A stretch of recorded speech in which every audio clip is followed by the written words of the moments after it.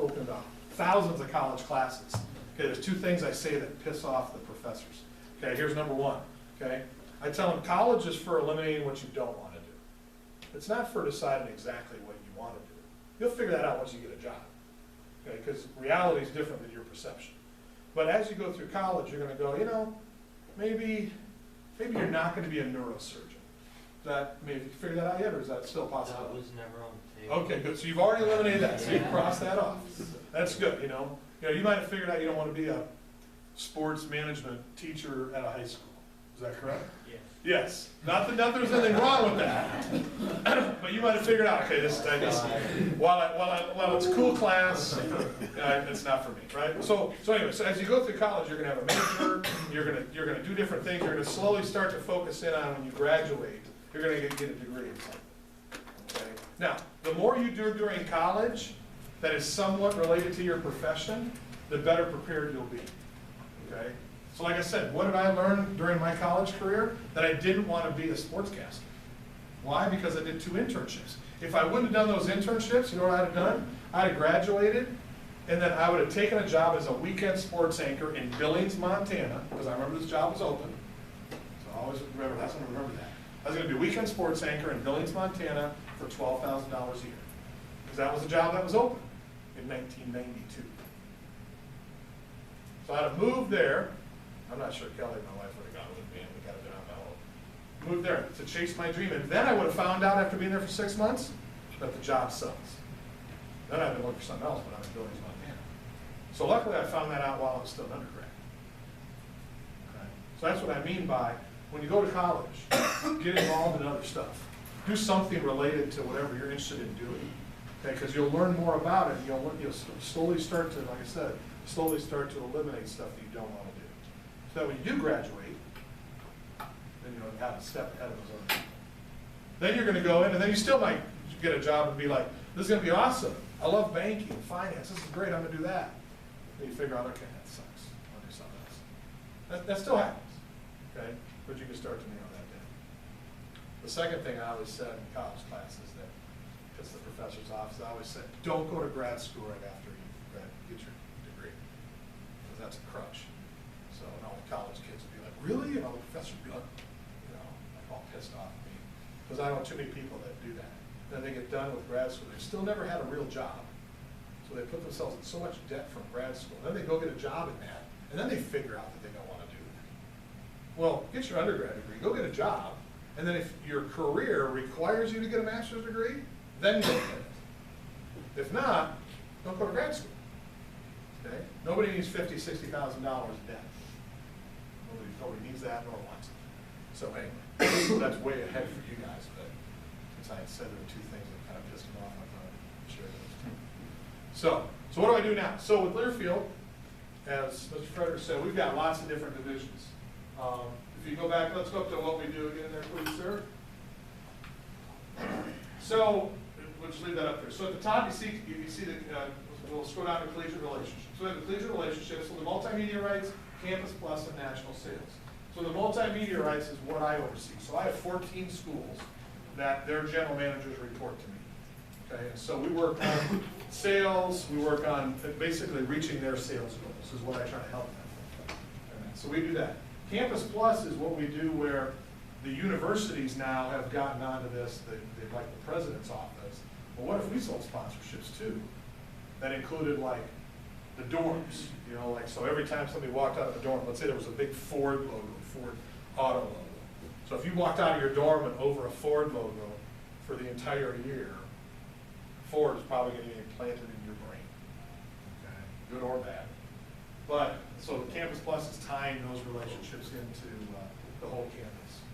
National sales is like, we have national sales, we have about 15 people that sell big national deals. So they'll go to Nissan, which is our biggest clients here in Learfield.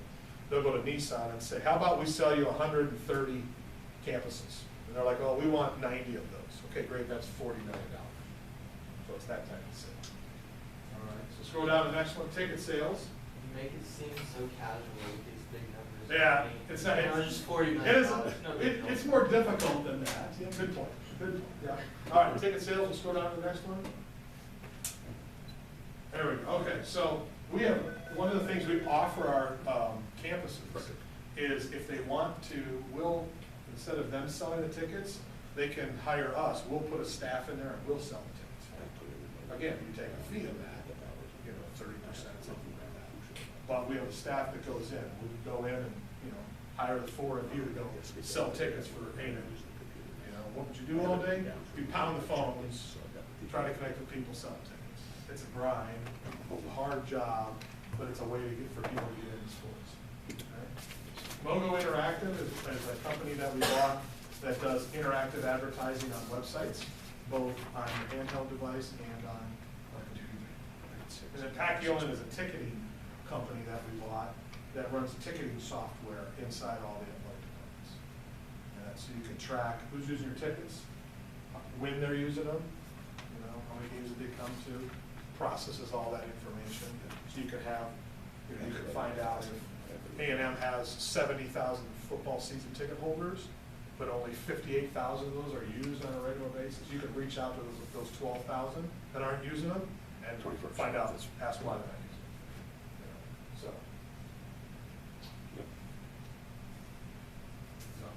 Concessions is, so we have an agreement with a company that'll come in and run the concessions for all the athletic games. Again, what the athletic departments have kind of figured out is a lot of the business part of this is really hard. So it's called outsourcing. What they're doing, they're gonna outsource this to us. And so we'll come again for a fee, but we'll come do it. So, all right, so we're on digital, please. There we go.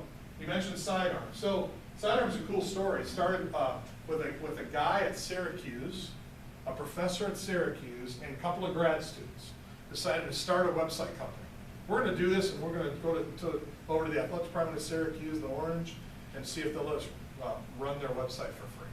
And so they did that and launched it, and now this guy's still a professor at Syracuse. And they have well over, I think they have close to 2,000 universities at all different levels that run their website. So it's a great platform. Almost every one of our schools have it. And it was all started out of a grad class, kind of like Microsoft. You hear all those stories. Got a good Microsoft story I'll share with you. Remind me of that one. So, all right, and then Mogo Interactive, I talked about that. Okay, down to branding. All right, so let's see, that Ole Miss sweatshirt. So, are you going to Ole Miss? Yeah. Oh, okay. Nice place though, if you ever been to visit. So, that is a licensed shirt by Ole Miss, okay? That would be a licensed shirt for A&M. Anybody else got anything else on? What's that say? Detroit. Yeah, are you from Detroit or you just wore the shirt today, huh? Okay, so this is Ole Miss sweatshirt. Okay, so what that means is there are companies that are licensed, that's what it means by licensed, Learfield licensing partners, to produce apparel for retail sale for schools. And so a company XYZ has to pay a fee in order, the only way they can produce official Ole Miss or whatever school it is, the merchandise, is by buying a license. So a percentage of every one of those sales goes back to the school. And so we have a division of our company that handles that for all the schools. So somebody might have 8 or 10 of those schools, and they work with t-shirt companies, hat companies, all of those to build out all of the retail stuff. Now this has nothing to do with what the team wears. This is not the Nike or Under Armour gear the team wears. This is everything for retail sales. Okay, but there's officially licensed product, and then there's people that try to skirt the system and find other ways. So, all right. SME is a branding company that we purchased out in New York that does if a school wanted to relaunch their brand, like if Wakeland wanted to get rid of this logo right here, said, hey, we want to do a new logo. They could contract with SME. SME would come up with this really broad design. It's almost like an advertising agency, but it's specific for branding. So it's another thing that we can offer our schools. All right, next one there, please. Signage. So we have 2 companies that make signs. So if you go to a football game or a basketball game in one of our schools, you see the huge signs up there that have the score, or who scores the points, and they also have the advertising, all the digital stuff. So our company, A&C, can produce those. again, one-stop shopping for our schools. And then Go Vision is actually a company we purchased out of Oklahoma, and they do portable signage. So they do all like the PGA Tour. So if anybody ever been to a PGA or LPGA Tour stop, they have portable signage all over the place. They'll do it at raceways, we've been to like a racetrack, put portable signage up, so Go Vision does that. All right, and then the next one, and then our company was built on news and ag. So this is how our company started. Okay, how about this? So the guy in Jefferson City, Missouri, our founder, knew the guy that owned the local radio station. And they were producing an ag report for all the farmers in Missouri. Every morning at 5 a.m., they want to know how much their cows or pigs are selling for, what's the corn selling for, soybeans. So they go through and they sent out this signal that said the price of all the commodities. Well, then pretty soon other radio stations were like, well, can we pick up that signal? Well, sure. So then they just put it up on a satellite, and all these radio stations in Missouri picked up this ag report. So then, our founder was having lunch with the athletic director at Missouri and was telling him about this cool thing they discovered. He goes, well, what if we didn't have our football radio broadcast? And the guy was like, God, I never thought of that. And so that's how our company was launched, by taking football radio to all the radio stations in Missouri. And then that was in 1984, and it's grown from there. So that's how our company was founded. So. All right, so I would tell you this Microsoft story. Doesn't really have anything to do with what we're talking about, it's just kind of a cool story. So the owner of the LA Clippers, everybody know his name? Steve Ballmer, yep. And the owner of the Portland Trail Blazers, co-founder of Microsoft with Bill Gates. Alan? Paul Allen. Paul Allen? Yeah. Paul Allen. So Allen and Bill Gates are on their dorm floor at Harvard, okay? And it's like a long hallway. And Gates has got this great idea to develop a computer system, an operating system. So he's developing this stuff. And they've started to invite other people around on their dorm floor to be a part of it. And so they're at the end of the hall is Steve Ballmer. Steve Ballmer's a big dude.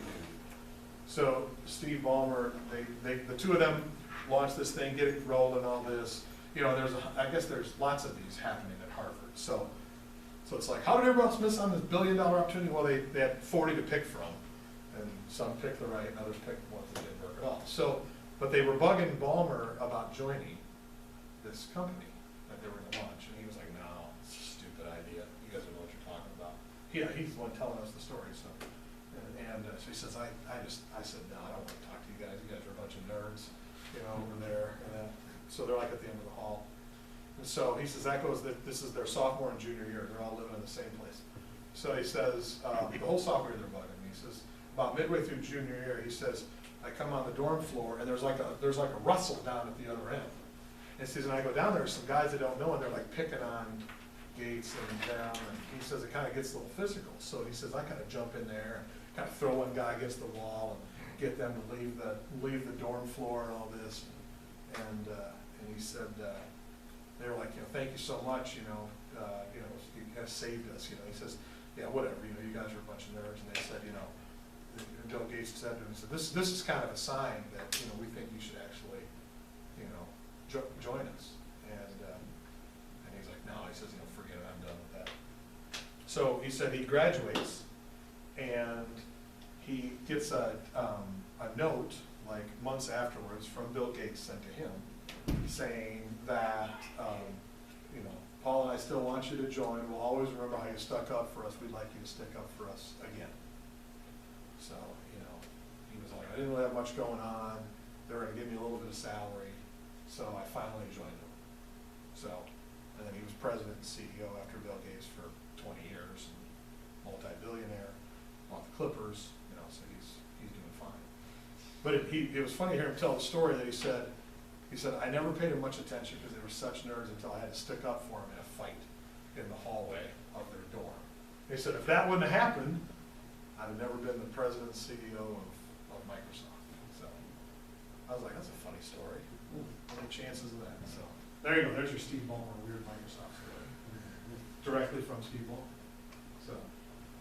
All right, let's take some questions about college sports, about what you guys want to do with your lives, what you think. Yes, sir. So as you were saying, like the whole friends thing or whatever, like when you're trying to move up in an industry, Yep. nowadays is it more who you know than what you know? I think that, yeah, you have to have both. You have to be, I mean, who you know helps get you in the door. What you know helps your career take off. So you have to be talented. You have to be a hard worker and that. Yeah, the friends of a friend help you get in the door. But that just gets you a seat at the table. You still gotta separate yourself from the rest of the people by your work product and your work ethic and that, so. Yeah. Do you think like college athletes should be paid? I do. I think here's the challenge that I have. Where do you draw the line? I mean, it's easy to say that the number one basketball player in the country should get paid. Should the men's tennis player that's getting a $500 scholarship and then is paying the rest out of his pocket, should he get paid? Should the women's swimmer who's getting $500, should she get paid? So the hard part is where do you draw the line? But the thing about that I really agree with is I think all college athletes should be able to monetize their likeness if they can. I think that's an easy fix. I think you just say, great, go ahead. If you can go to college, are you going to A&M this year? I'm going to Bologna, I'm going to transfer. Okay.